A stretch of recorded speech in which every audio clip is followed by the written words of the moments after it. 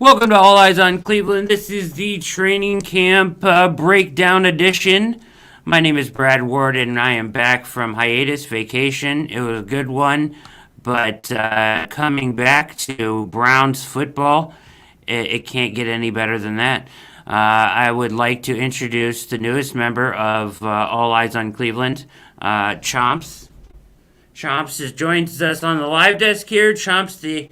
I picked him up in South Carolina, so he'll be joining us here on the live desk. He's got a little finger wag, so he's up here. He's going to be with us, and that's good news. Now I'd like to introduce to All Eyes on Cleveland our special guest today, and his name is Jeff Risden. And Jeff Risden is a gentleman and a scholar. He is the managing editor at the the Lions Wire, and also writes for the Browns Wire and Real GM. Jeffrey, how are you today? It is good to be back with you, Brad. It's been too long since I've been on this show. I haven't been on since I passed the torch at Browns Wire to Mr. Mueller, and that was a fun time. Yeah, I think we were on with Jeff or Jared a few times together, but no one-on-one session since you've changed things. So it's great to have you back. We're mid camp. I mean, camp's going on right now. We got I'm trying to keep up with some of that, but really we're going to kind of talk overarching themes and some themes from today as well. But I want to start with Anthony Walker. So leaves the field yesterday, looked like cramps initially. Then it looked like something worse as he threw his helmet. Reports last night they're going to need an MRI, but the MRI comes back good, no surgery needed, and he'll be. Stefanski says a week plus. I don't know how much you can believe a week plus at this point because he said day to day on Greedy for like a year. So I don't really know. Yeah, I don't know on that. But the good news is no surgery. Yeah. I guess the big news really is what do you want to see happen with that room now, as it looks like Jacob Phillips is the first man up in that position. Yeah, it does. And, 10 days is the first preseason game, I think, if my math is right. So that's a little bit over a week. I would hope that Walker is healthy enough that he could play in that game. If they choose to play him or not, that's another issue. All the reports are that he's been phenomenal in terms of picking up the defense. And John Johnson even said, this is the guy who's going to wear the green dot and, line everybody up. He had that reputation coming out of Indianapolis that he was a very smart, very hardworking, very great leader, and he's done nothing to dissuade that. It sucks that he's out for a little bit, but I'm not too worried about him picking up, the nuances of the defense or anything like that. He'll be fine as long as he's healthy. So getting Phillips in, he's a guy that can make a big jump in his second season. I think we'd like to see it.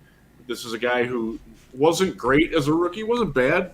But you could see that he had some areas that he needed to improve. And the fact that he is the first man up at the inside linebacker position, Mike position, whatever you want to call it in Wood's defense, who really knows how many linebackers are going to be on the field. But it looks like Jacob Phillips will certainly be one of them, and he'll get a chance to prove himself and see how much he really has improved with increased reps with the first team defense. Now JOK did come back.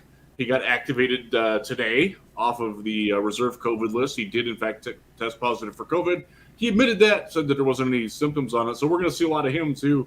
It's a chance for these guys to get more reps, and then with the young guys, Anthony Walker, he's proven himself in the league. He didn't have a lot to prove to himself or to the Browns coaches. They know what they're getting in him. Jacob Phillips, JOK, they got to see what they got. So in a way, it could be helpful as long as Walker's back and healthy and can play in like that second preseason game. It wouldn't bother me terribly if he didn't play until then, honestly. But I want to see Phillips get reps. And I want to see JOK get some reps there. And maybe some other guys, maybe we'll see Mac Wilson get more reps. It looked like he got first team reps. It was either yesterday or today. I keep scrolling through Twitter the same as you. I think it was yesterday. He got some first team reps, and maybe it's Mac Wilson's year to shine. Of course, we've seen that in training camp before. That's why he's still here. Yeah, absolutely. There's a lot for him. he would seem like a roster bubble guy, but all has been positive around him since camp has started. I think this is a pretty good opportunity for Jacob Phillips. Like you said, there could be worse injuries, certainly. This is a guy that, maybe was going to play first and second down. I don't think he was going to be on the field all three downs. Anthony Walker, potentially, maybe, I don't know. But, you get Jacob Phillips some reps in there, and maybe he grabs a hold of the position and runs with it. And that's what you would love for the future in there, is for him to take over at that position. So worse things could happen. No surgery is great news. JOK back on the field, no pads though today, doing some individual work there. So that's all good stuff. I just think that. Do you have any feel for how they're going to use JOK right away? Is he going to go in and play like second team will, or what? That seems like the ideal situation for me, but I can't get a great feel on it. I'd love to see him take over that role of being the dime linebacker on the field as the only linebacker in dime packages. Yeah, I would like to see him get in some work on third down. If the opposing team, if they're in 31 personnel or 30 personnel with two tight ends, I think that's a chance for him to get on the field and show what he can do, because he can certainly cover flexed out tight ends. And when you're playing a team like Baltimore uses multiple tight ends a lot, I think he's a very good asset to have on the field, because he can attack the run, but he can really shut down the passing game to the tight ends. And teams that run that, Cleveland's going to run into some of those, and I think that's a good role for him to start in. I just want to see him get back on the field. We haven't seen him at all in camp. Being on the COVID reserve list, we haven't seen any indication of how they're going to use him. He's not the kind of guy that can be replaced by one guy. You're going to see Taki get some of those reps. You're going to see Wilson get some of those reps. Phillips get some of those reps. It gets divided up. Malcolm Smith is certainly going to get some of those reps. Because of what he does, and the fact that there is uncertainty and the defense is still changing and a work in process a little bit. It's hard to know until we actually see him get on the field and with pads on and run. Is he going to get first team reps? I kind of think he's going to run mostly with the second team, and just being on the COVID list, he was a little bit behind now from where you hoped he would be. But get these young guys as many reps as they can get, because they're going to need them. Yeah, absolutely. What do you think about the potential of BJ Goodson still being out there as a free agent? Yeah, I was on Jake's show last night, the podcast version on the film breakdown, and we were talking about this, that I know you love BJ Goodson. I do. In his performance last year. So, with A-Walk injured and not really knowing when he's going to come back, Goodson's still out as an agent who did a tremendous job in that role last year. Would it be nice just to have him on the roster? I think he's been out of shape about the way that things went down with him. Yeah, I kind of think he needs to. I'd like them to see what they've got now before they move on to that. If Walker is a long-term injury where it bleeds into the regular season, then I think you call B.J. Goodson and say, hey, bud, we'd love to have you back. It might not have ended the way you want it to here, but he's a leader. He knows the defense. He played pretty darn well. He got better as the year went on. He got better every week. I'm not opposed to bringing him back, but I would like to see, they brought in Anthony Walker. They drafted JOK. That's a fairly significant additions to the linebacking core, and they wanted to get better. It was an area where they had an emphasis to upgrade. And, if you're B.J. Goodson, you have to take that as a bit of a shot. Like, hey, I was your leading tackler last year. I was your best linebacker last year. And that wasn't good enough for you? So without knowing BJ and how he feels about it, I think Goodson's. I think it's kind of tough to do all what they've done and then go back to him. In a way, I think that's sort of signaling. It might be injury-related failure, but it sort of indicates failure on your part to upgrade the position. That if you got to go back to him, so I'm in the camp. I don't think we're going to see him. Honestly, I think he's going to get an offer elsewhere where somebody else gets hurt. Maybe the Colts. They have people dropping like flies by the day. I think he's going to wind up getting a better offer from somewhere else. And Cleveland again. Now, if Walker's out until like October, then I think Andrew Berry has to swallow some humble pie and say, "Hey, man, we made a mistake. Can you come back?" And then the ball's in Goodson's court. But until then, I don't see much of a chance of it, honestly. Yeah, Quentin Nelson, the same exact foot injury as Carson Wentz. How does that happen, man? I don't know. I don't know. That is crazy stuff. So, but that is the situation there. They're both going to be out the same amount of time, it appears. So the Colts to 12. How do you get 5 to 12 weeks? I don't know. That's crazy stuff, though. Let's bring up some stuff here as we had some big news, obviously. Here's our show tonight, the Browns training camp breakdown, 8/3/21, featuring the one and only Jeff Risden on All Eyes on Cleveland. Hit the like, hit the subscribe button. Keep coming back. Tell a friend. All right. Anthony Walker, we talked about him. Looks good in that 4 jersey, doesn't he? I don't know, man. I kind of like it. I like the linebackers that have like 50 on, so I've been at Detroit Lions camp for a few days. Seeing Alex Anzalone out there in a 34 is very weird to me too. I guess I'm a little bit of an older traditionalist on that. Give me 58, give me 50, give me 55. Those are linebacker numbers. 4, that's like. I actually expect JOK to wear a number like 4. That seems more like his kind of thing. Walker's not that kind of a. 4 indicates like I'm a speedy guy. I'm in the secondary. I can go cover. That's not what Anthony Walker does. I mean, I know he wore it at Northwestern, but it's not for me. I'm a footy-duddy. Yeah, I'm with you. It's a weird looking out there, right? So, yeah. It definitely is weird looking. All right, so let's move on past that. Let's take a look at some of these Chubb figures because for me they are it's very interesting, right? So just so you know, color coded here. Anything in green is guaranteed, okay? And the yellow stuff is not guaranteed. All right, you with me there? Yeah, absolutely. Okay. He gets his base this year. 2021 is not part of the extension. It's a 3-year deal for $36 million on the surface, which is right in that range. It puts him as the 6th highest AP average per year running back in the league, which is fine. He gets his $12 million signing bonus, which basically would have been the franchise tag, which lines up correctly, right? In 22, kind of structured differently here. They go with the base and a guaranteed option bonus of $3 million. So that's guaranteed right away as well.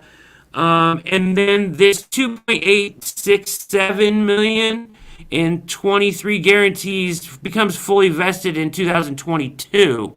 So you have,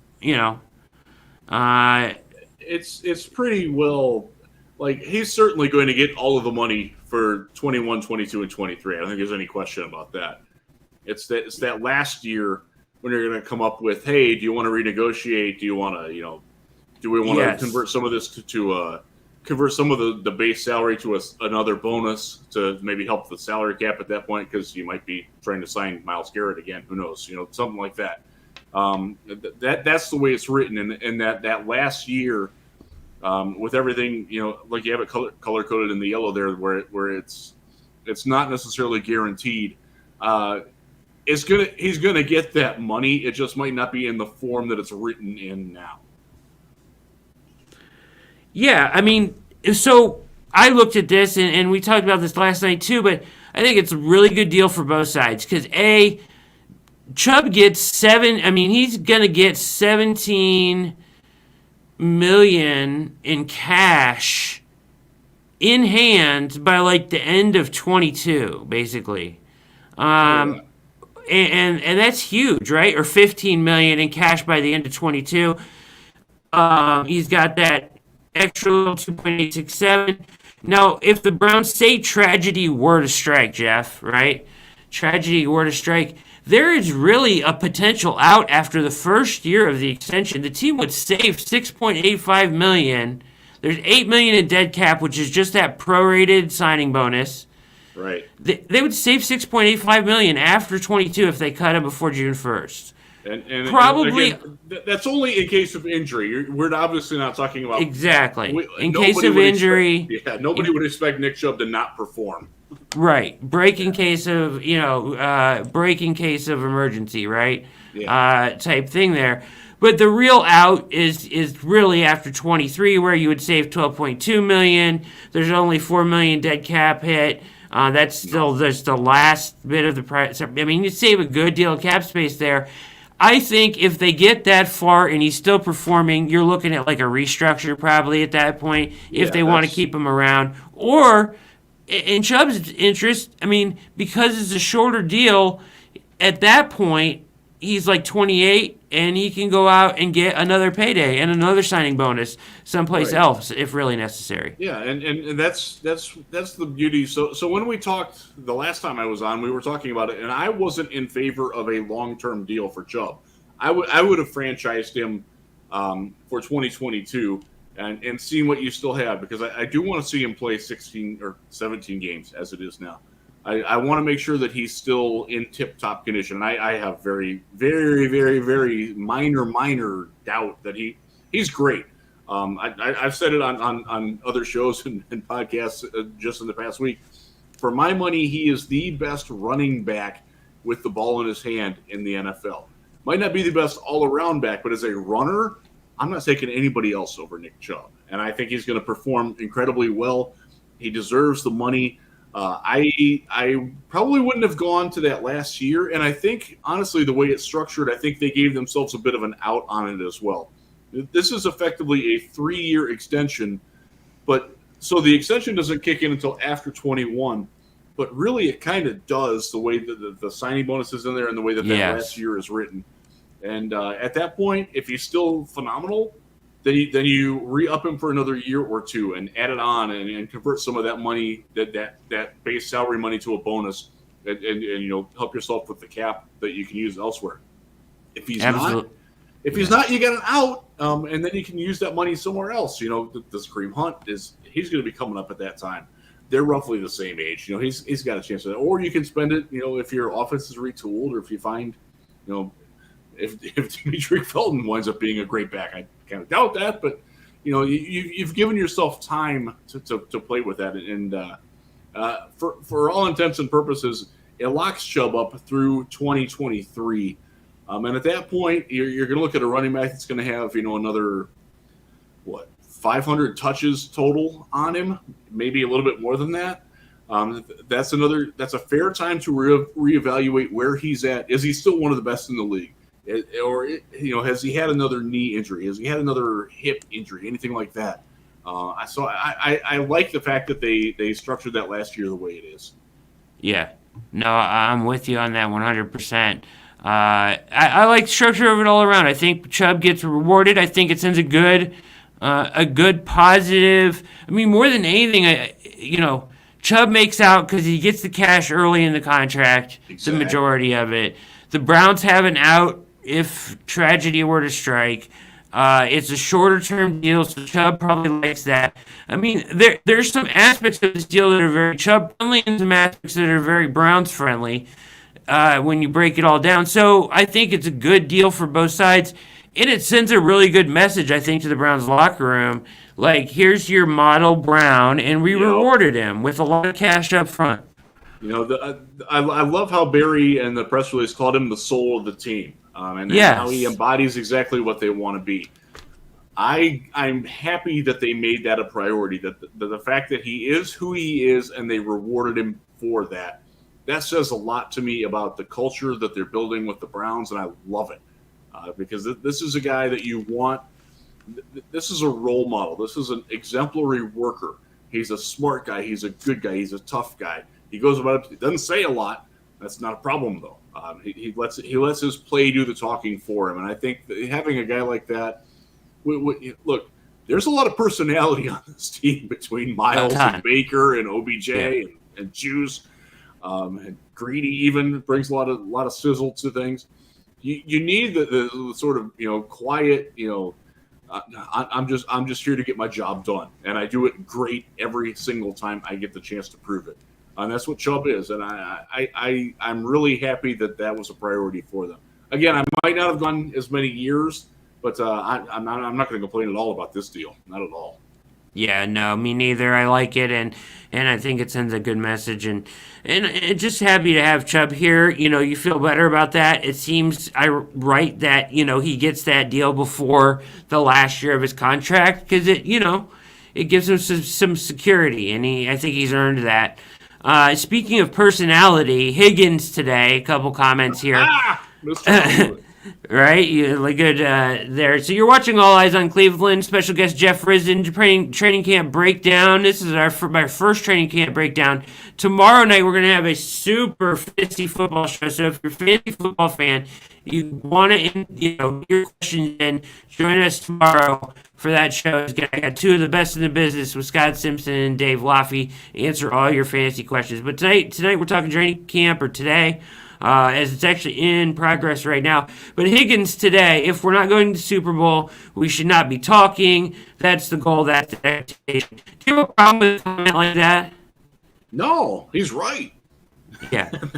Yeah. This team is designed to win this Super Bowl. There are other teams who are also designed to win the Super Bowl, and they're going to have to beat them. But for Higgins to say that, I don't have a problem with that at all. The bar should be set high. This team's capable of doing that. That should be their goal. Absolutely. Okay, very good. What about this? And then, he went on. I didn't put this one up here, but he went on to say, "Listen, I don't know if you heard this. They asked him about his and Baker's chemistry. Why is it so good?" And he said, "You got to ask God that one, bro." So, it's funny because he's not a guy that you would think would get a lot of attention, but he's very good at maximizing whenever somebody puts a mic in front of his face, he's always really good with it. He is. And he clearly brings out the best in Baker, and I think there's something to that. Even if he's not necessarily the most talented wide receiver, look, he's done very, very well for himself, and I like the fact that he's able to speak out about that. That's good. He's a fun guy. So a hot topic right now is, wide receiver 3, right? So you've got him, and you've got Donovan Peoples-Jones, who's played extremely well so far in camp. We know that this regime loves Kadero Hodge, right? Yes. I just feel like, and then you've got to make room for Schwartz. So we talked about this last night a little bit too. Do you think DPJ jumps him? I mean, like the last last 2 years, right? Like, okay, Higgins, and I didn't get a chance to say this last night, but Higgins, was not really in good standing with Kitchens. Yeah. And even last year, it was DPJ when Hodge, or when somebody got hurt pregame early in the season, and then it was Hodge, and then finally it was Higgins, right? But when he gets on the field, it's like he forces you to keep you on the field. I almost feel like he's a better He's a gamer. He's a gamer, right? Like you put him on the field in a game, maybe he doesn't practice as well, and he doesn't play special teams, so you kind of keep him in the background. But as soon as he gets a chance, he forces you to give him more chances because he's such a gamer. He does, man. Does that make sense? Yeah, and this is going to be a big decision for them because I will tell you, I was at Detroit Lions camp this morning where Tyrell Williams is their wide receiver 1 and Brashad Perriman is their wide receiver 2. Brashad Perriman ain't any better now than he was when he was in Cleveland. So they have a definite need for wide receivers. They had interest in Rashard Higgins as a free agent. Hollywood wanted to stay in Cleveland. He eventually bided his time and made that happen. There's going to be a trade market for one of these wide receivers. The question is, do you keep? And I'll say this, Jared and I on the Browns Wire, we did our dueling 53-man projections, and I had DPJ on the outside, and he has made me look like a damn fool with the way he's played. Really? There ain't no way he's not making the team based on how he's showed up at camp, how well he's played, how good he's looked, and how consistent he's doing those things. But that was always the deal with him. he would flash it, but he couldn't keep it up. And this year, God, man, he's keeping it all up.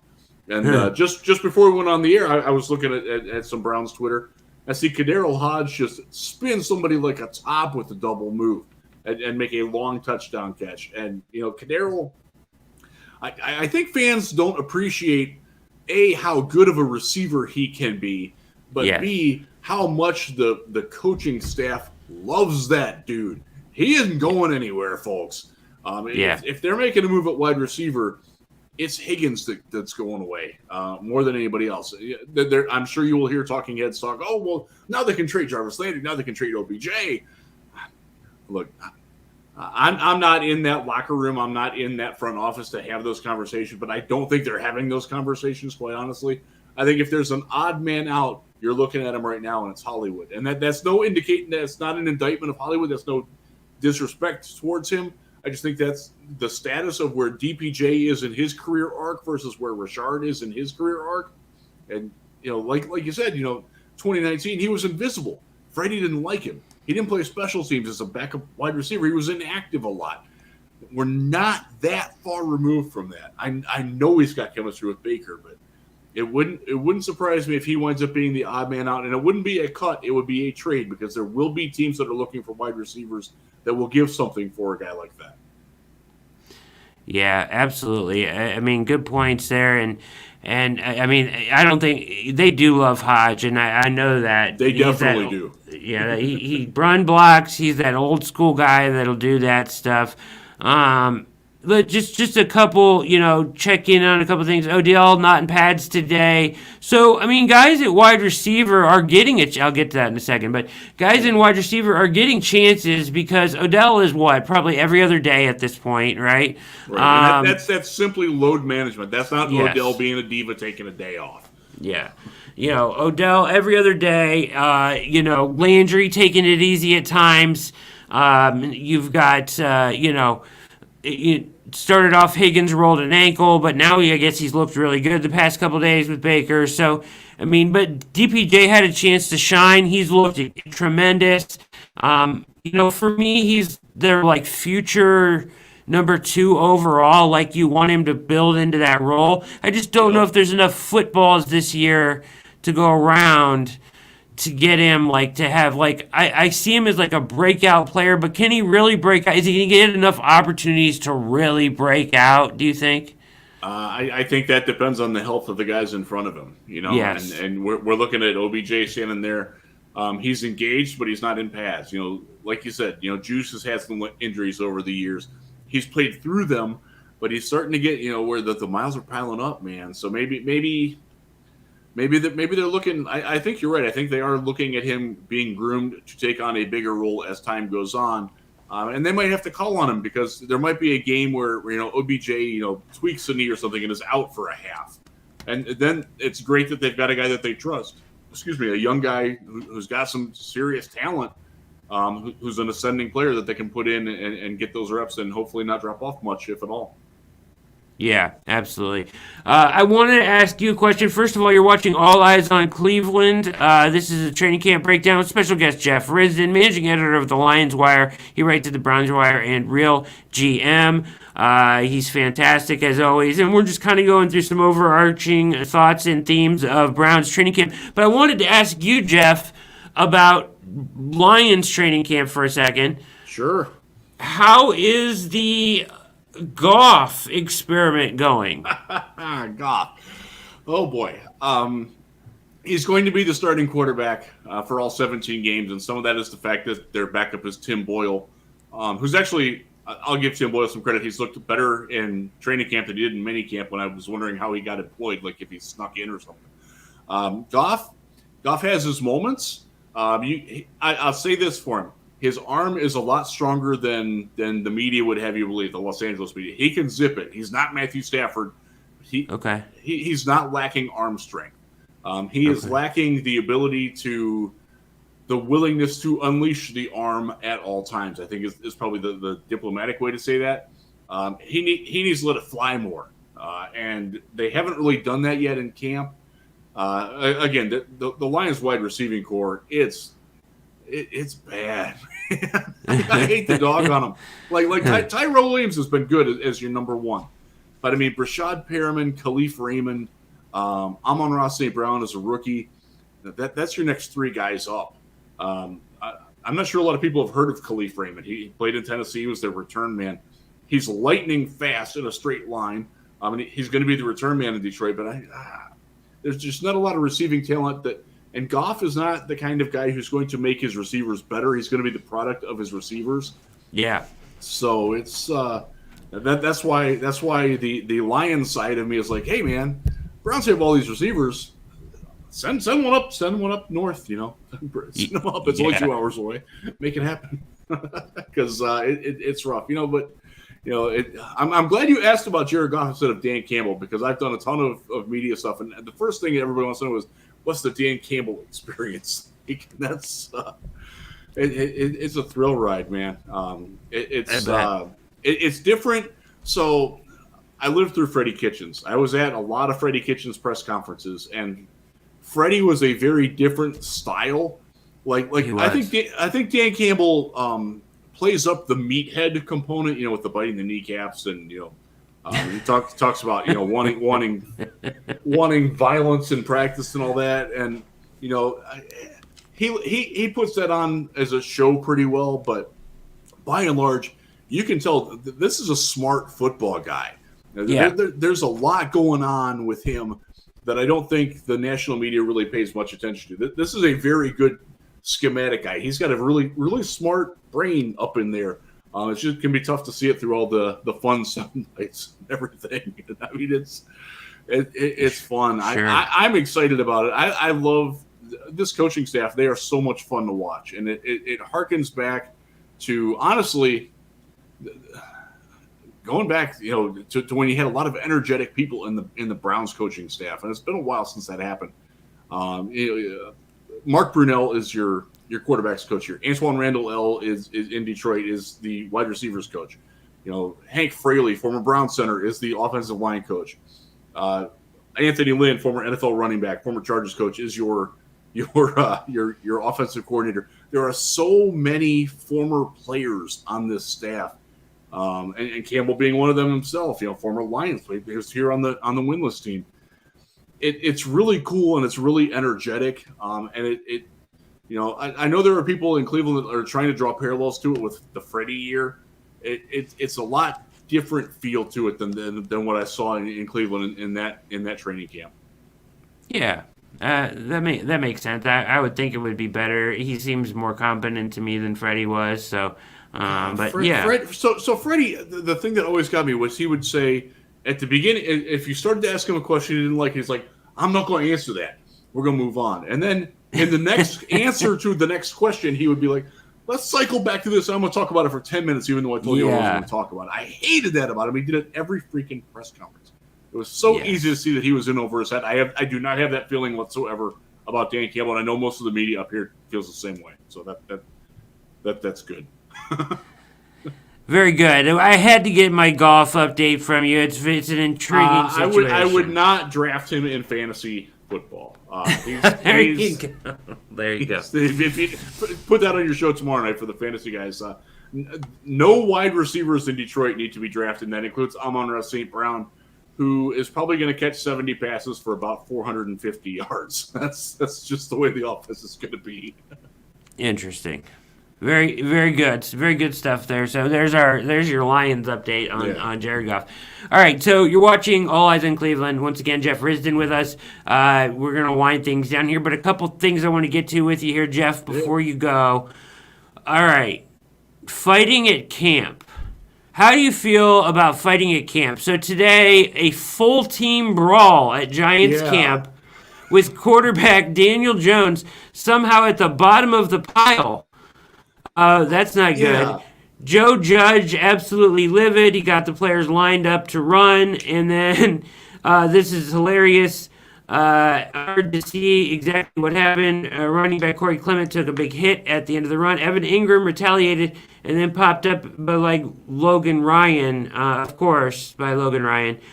Then everybody, and I mean everybody, jumped in, and there was further comments after that about the amount of expletives. It was dead quiet, he said, as they ran, and Joe Judge just cussing endlessly. So, Yeah, what are your thoughts on fighting at camp? I mean, some people are like, yeah, that's good. That's good. You want to see that passion, that stuff. The Browns are kind of operating at, even with the pads on, I think they're operating at a they're not ramped up all the way yet, right? You're sort of this is sort of a reflection on your head coach, Kevin Stefanski. Yes. He's not a street brawling guy. No. At the beginning of his press conference today, Dan Campbell actually talked about how Bill Parcells, back when Dan Campbell was playing for the Cowboys, told him to start a fight deliberately in camp to fire people up. So, I mean, it's different strokes for different folks. And in terms of what happened with the Giants, I don't mind seeing a camp fight. You know, we had one a couple of years ago. Who was that? Sheldon Richardson got into it with one of the offensive linemen. I don't remember who it was. But it was like contained. It was just the two of them. Yeah. If you're having your entire team throw at this point, that doesn't say a lot for your team chemistry. If you have, if a cornerback and a wide receiver get tied up and throw hands for just a little bit before a level head like takes them away, and then they do another rep and they're fine. There's nothing wrong with that at all. But if you've got, first off, if your quarterback's involved in the fight, that's a big no. That can never happen.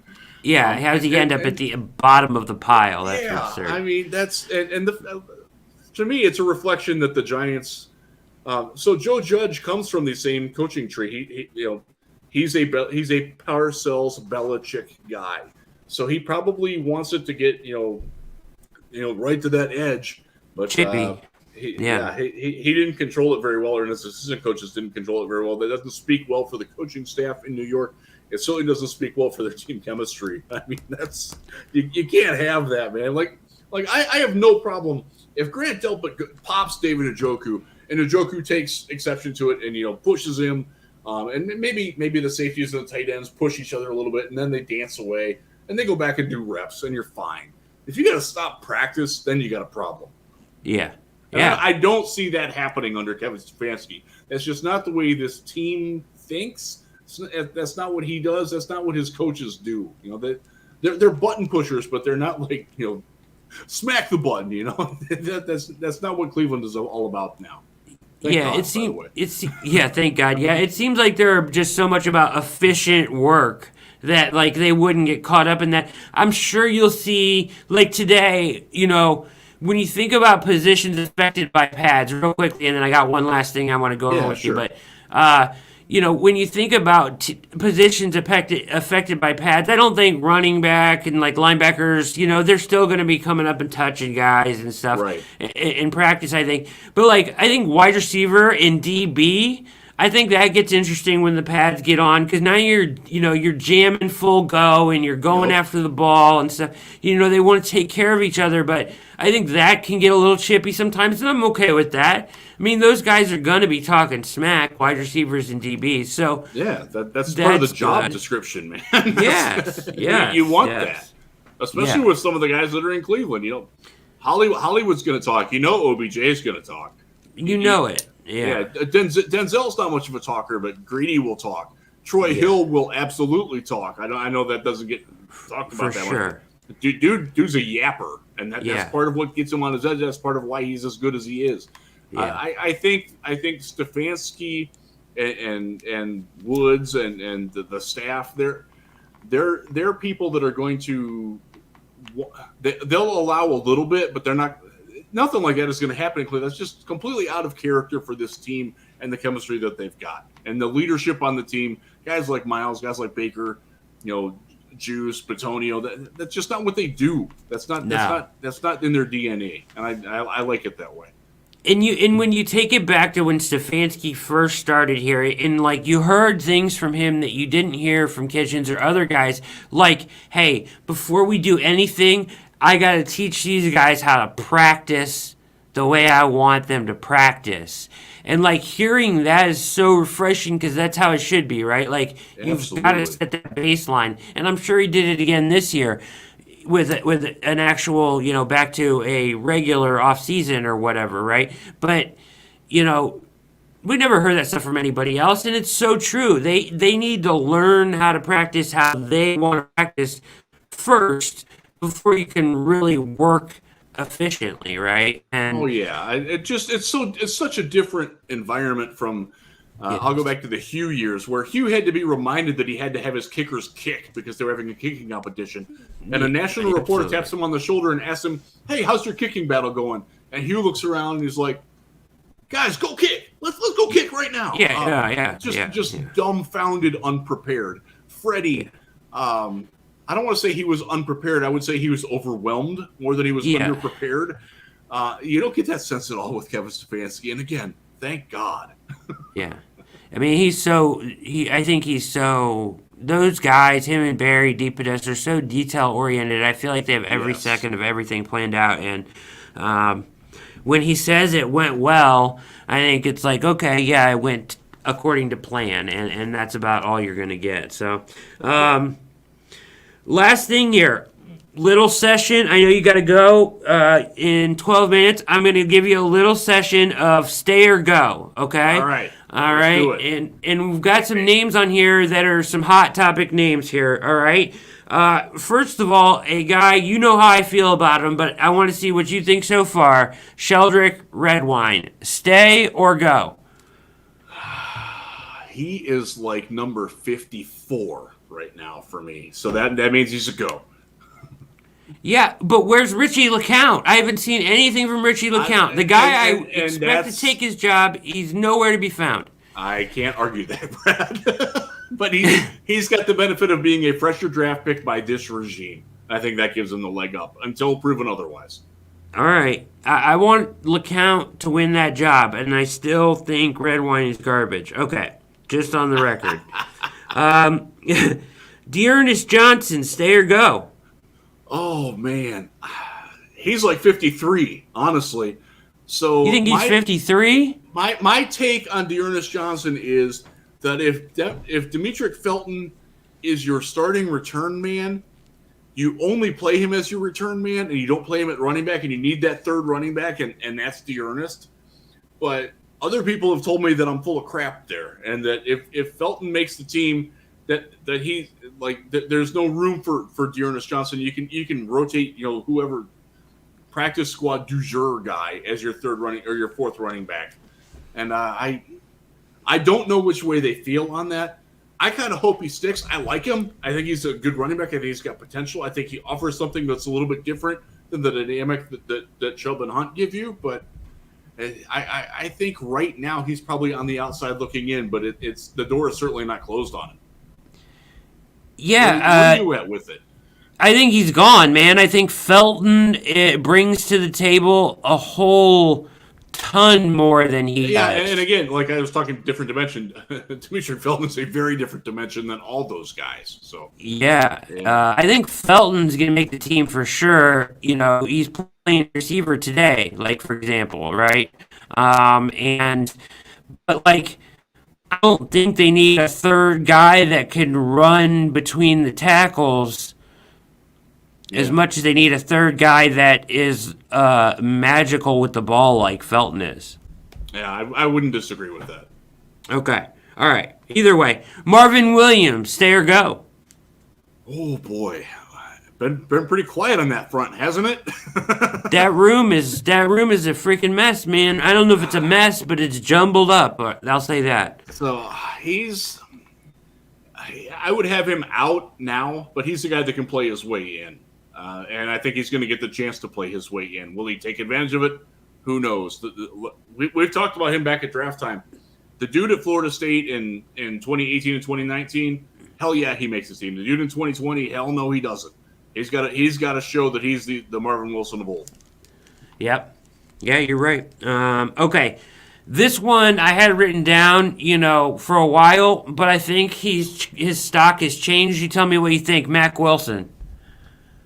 Oh boy, the fact that he's getting first team reps in with Walker out and even with JOK out, it seems like they really want him to make it, doesn't it? Yeah. I get that feeling too. But who does that push off?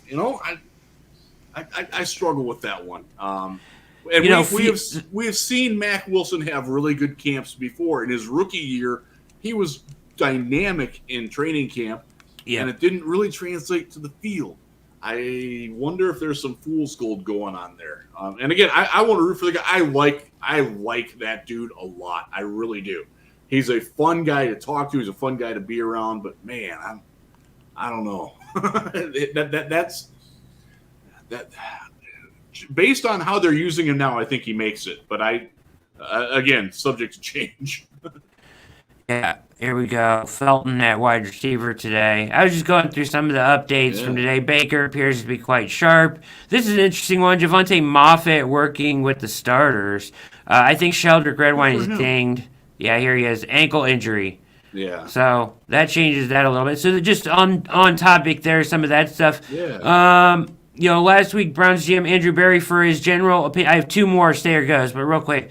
Last week, asked Andrew Berry, said we are not that dogmatic in any particular philosophy in regard to in-season extensions. This is after the Bills and QB Josh Allen said they will table talks if they don't have a deal by week 1. Thoughts on that? I just love Barry's vocabulary. It's awesome. Dogmatic, right? I feel like I need my college degree to decipher what he's saying. Sometimes. Yeah. So for those of us that didn't go to Ivy League school, dogmatic means we're not set in our ways on a particular philosophy. Thank you for translating that. Yeah. Yes. And my whole thing with the Baker extension is I want to see. The Josh Allen was very interrelated to this. I want the Browns to get theirs done with Baker before Josh Allen gets done because the price tag for the second guy is going to be higher than the price tag for the first guy. Yeah, I get that. Definitely. Interestingly enough, I actually have a source close to this situation. I know, I don't really, I just kind of stumbled upon this, but I tweeted this out.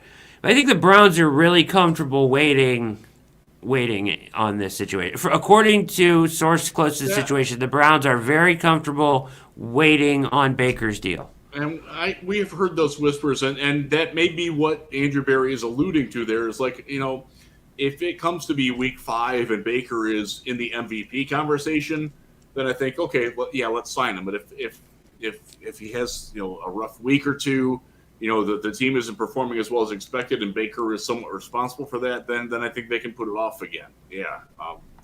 They certainly don't seem to feel the urgency that Buffalo appears to have. And okay, we got to get it done now, or else we have to wait, and then we know the price tag is going to go up. And that is coming from Buffalo's management, because I saw Josh Allen in an interview over the weekend, and they asked him what his thoughts were on the contract, and he was oblivious that he might need a new contract. And look, I've criticized Josh Allen for a fair amount of things. I don't criticize him for that. I think that's just he's focused on football. He's not focused on his money. And if you're a Bills fan, that's probably a very endearing quality. I don't know where that Baker thing's going to go. I'm happy that they got Chubb done.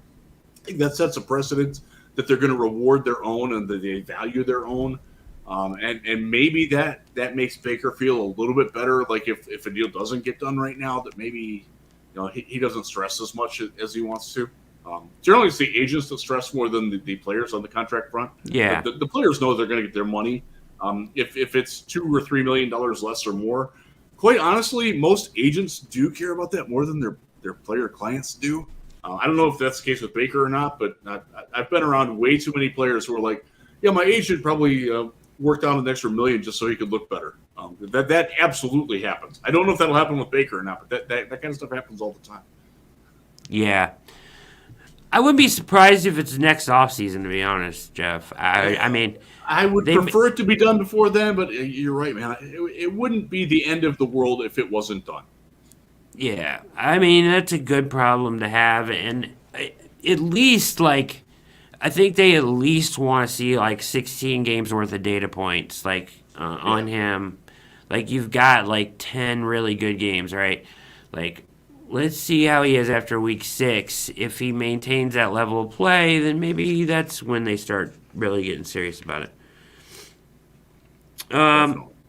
All right, I have one last player to ask you about on the stay or go decision here, and then I'll let you go.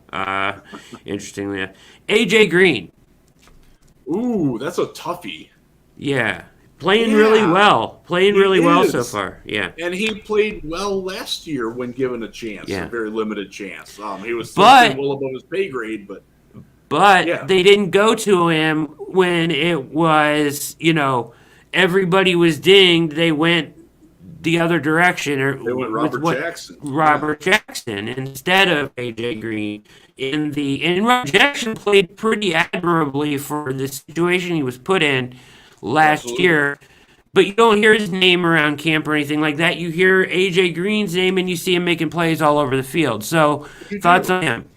I think he's playing his way onto the roster, and it's Okay. going to come at the expense of a guy like Robert Jackson or MJ Stewart or maybe Sheldrick Redwine because this defense is a reserve defensive back, and again, this is one of those reserves got to play special teams. There's openings on special teams. Javier Thomas ain't here no more.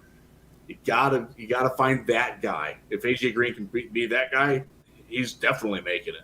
Even without that, he's got a pretty good shot at making it. I think. Yeah, absolutely. Jeff Risden, you are a gentleman and a scholar, as I said before. Jeff writes for the Detroit Lions, the Lions Wire, USA Today Sports Media Group. He's actually the managing editor over there. He writes for the Browns Wire, of course, Yep. and he is writes for Real GM, and he's a fantastic person, friend of mine, friend of the show, and you did a great job, sir. I know you got to go. Thank you so much for your time. Thanks, man. You're too kind. We got to do it again sometime, Brad. Before the season starts, get me back on, Abs- buddy. Absolutely. You know I'll be knocking. All right. Thanks. All right.